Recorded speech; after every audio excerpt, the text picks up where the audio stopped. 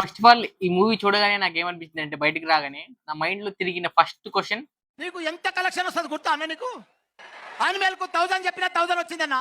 నీకు 2100 వస్తుందన్న. 2100. నీకు పైసలే పైసలు, పైసలే పైసలు, పైసలే. బైక్ మీద అలా వస్తుంటే మైండ్ మొత్తం ఒక ట్రాన్స్ లోకి వెళ్ళిపోయింది. అసలు ఎవరిచ్చారండి మీకు రైట్స్? ఇట్టాడు కదా అవుద్దని అన్నిసార్లు అడిగారు, ఎక్కడికి వెళ్తున్నావు అని. మీకు అసలు ఏం రైట్స్ ఉన్నాయండి మమ్మల్ని ఇడికి తీసుకొచ్చి చెప్పడానికి? ఇంత క్రేజ్ ఉండేది యాష్కి, ఒక్క మూవీతో అంతా పోగొట్టుకున్నాడా అనిపిస్తుంది. ఇంకా ఎన్ని ఎన్ని ఎన్ని దారుణాలు చూడాలి మనం ఇంకా. ఎన్ని ఎన్ని ఎన్ని ఎన్ని ఎన్ని ఎన్ని దారుణాలు సార్. మూవీ రివ్యూలోకి వెళ్ళిపోదాం. నేను మూవీ చూస్తున్నంత సేపు నాకు అనిపించింది ఏంటంటే, వీళ్ళు మూవీ రిలీజ్ అయ్యే ముందు ఒకసారి చూసుకోరా, లేకపోతే డైరెక్ట్ గా అలా రిలీజ్ చేస్తారా అనిపించింది. ఆఫ్టర్ ఆల్ నేను ఒక రీల్ కానీ ఒక వీడియో కానీ అప్లోడ్ చేసేటప్పుడే 5 to 10 టైమ్స్ చూస్తాను. అలాంటిది వీళ్ళు చూడలేదా అనిపించింది.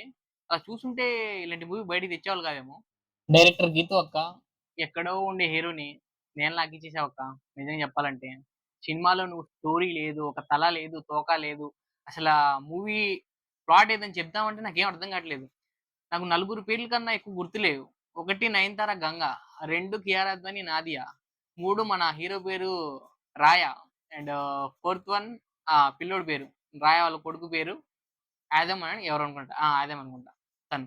ఈ 4 తప్ప నాకు విలన్ ఎవరు కూడా తెలియట్లేదు. విలన్ ఎవరు ఏంటి, అసలు ప్లాట్ ఏంటి, ఎందుకు కొట్టుకుంటున్నారు ఏంటి, ప్రతి 5 నిమిషాలకు ఒక ఫైట్, ప్రతి 5 నిమిషాలకు ఒక ఫైట్. అసలు డైలాగ్స్ బాగున్నాయి, కానీ అసలు సిచ్యువేషన్ లేకుండా డైలాగ్స్ ఎందుకు అని నాకు అనిపించింది. గీతక్క నువ్వు చాలా డిజెస్ట్ అయిపోక. అసలు ఇది ఇది ఇది యష్ సినిమా కాదు. అసలు ఇది ఇది నువ్వు వచ్చేసి పాపం తన ఇమేజ్ ని డ్యామేజ్ చేయడం తప్ప ఏం లేదనిపించింది నాకైతే. మార్కస్ చెప్పు. తిన్నావా? పెట్టిరు ఇప్పుడే నోట్ల పెద్ద ముద్ద. అసలు మన రుక్కు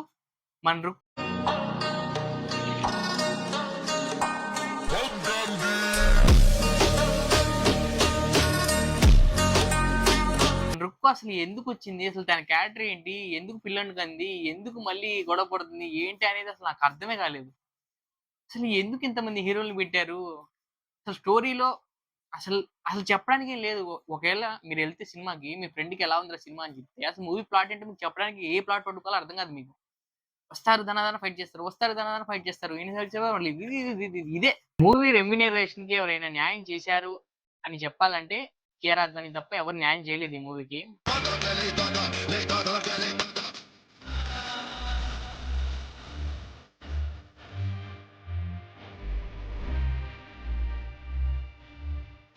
తన ఉన్న క్యారెక్టర్ లో తను జీవించింది, ఏదో చేసింది, ఏదో అలా చేసింది, పర్లేదు. తన డబ్బుకి తను న్యాయం చేసింది అనిపించింది.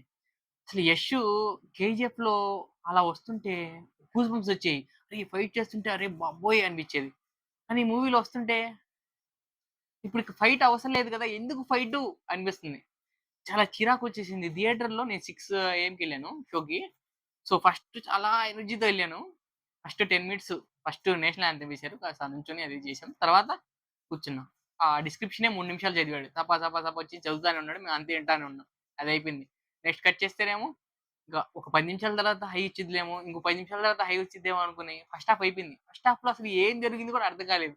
వచ్చారు నరుక్కున్నారు చచ్చిపోయారు. ఇదే ఇంకా సరే పోనీ ఫస్ట్ హాఫే బాగాలేదులే అనుకుని సెకండ్ హాఫ్ కోసమైనా వెయిట్ చేద్దాం అనుకుంటే, సెకండ్ హాఫ్ చూస్తే నీకు ఫస్ట్ హాఫే బాగుంది అనిపించింది. సెకండ్ హాఫ్ లో ఏం జరుగుతుందో అర్థం కాలేదు. లాస్ట్ 15 మినిట్స్ కి ఇంకా మైండ్ పోయి నేను వచ్చేసింది బయటికి. ఈ మూవీ చూస్తున్నప్పుడు ఒక్క ఇంచు కూడా కదలకుండా మూవీ మొత్తం చూస్తే వాళ్ళకి లైఫ్ టైం సెటిల్మెంట్. మూవీ ప్రతి 5 నిమిషాలకి ఎప్పుడు అయిపోయిద్దిరా బాబు ఈ టార్చర్ అన్న ఫీలింగ్ రాకపోతే నన్ను గుర్తు తెచ్చుకుంటారు మీరు ఈ రివ్యూ చూసిన తర్వాత. అలా అనిపించింది మూవీ.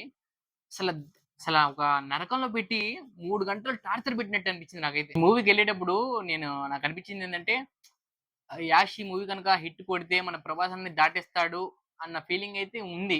కానీ మూవీ చూశాక అనిపించింది, అన్నయ్య దాటేసాం అన్నయ్య, మామూలుగా దాటలేదు.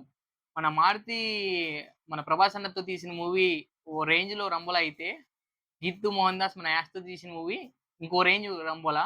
సో అలా అనిపించింది. రాడ్ రంబోలా ఈ మూవీ. తెలుగు వాళ్ళు అంటే పిచ్చోళ్ళులే మూవీ లవర్స్, ఏ స్టార్ హీరోయిన్ పెట్టి స్టోరీ లేకుండా తీసేసినా హిట్ చేస్తారు అన్న ఫీల్ లో ఉన్నారేమో. స్టోరీ ఉండి సైడ్ క్యారెక్టర్ చేసేవాడిని కూడా మీరు హీరో చేస్తే వాడికి స్టార్డమ్ ఇచ్చేస్తాం. అదే కనుక స్టోరీ లేకుండా ఒక పెద్ద స్టార్‌ని తెచ్చిపెట్టినా వాడి తల మీద సల్లగుడ్డ కప్పి చక్కగా ఎళ్ళినైనా అంటాం. సో, అదైతే పనికిరాదు ఇప్పుడు. స్టోరీ ఉంటేనే సినిమాలు ఆడుతున్నాయి. సో, స్టోరీ ఓరియెంటెడ్ మూవీస్ తీయండి ఎవరైనా తీసేవాళ్ళైతే. ఇది నా సైడ్ నుండి సజెషన్ అంతే.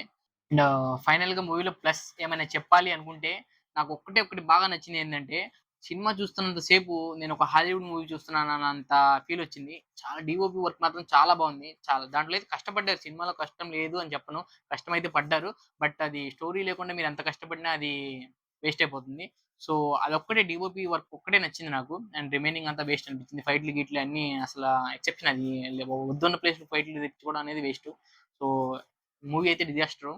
ఔట్ ఆఫ్ 5కి నేను ఇచ్చే రేటింగ్ 1, 1 కూడా ఎక్కువే అనిపిస్తుంది. బట్ వాళ్ళు కష్టపడ్డారు కాబట్టి రిమైనింగ్ వర్క్స్‌లో 24 క్రాఫ్ట్స్‌లో. సో, 1 అయితే ఇస్తాను. సో, మీరెళ్లి చూడాలి ఒకసారి. ఆ నరకంలో పడాలంటే ఎళ్ళండి. లేదులే ఎందుకులే అనుకుంటే మాత్రం మీరింకా పచ్చుగ్గా 'ఇరుముడి' మూవీ చూసేసి మంచిగా రండి ఇంటికి. వీడియో గనుక మీకు నచ్చినట్టయితే ఒక లైక్ చేయండి. అండ్ కంటెంట్ బాగుంది అనుకుంటే సబ్స్క్రైబ్ చేయండి. అండ్ మీ ఫ్రెండ్స్‌కి షేర్ చేయాలనుకుంటే షేర్ చేయండి. Bye friends.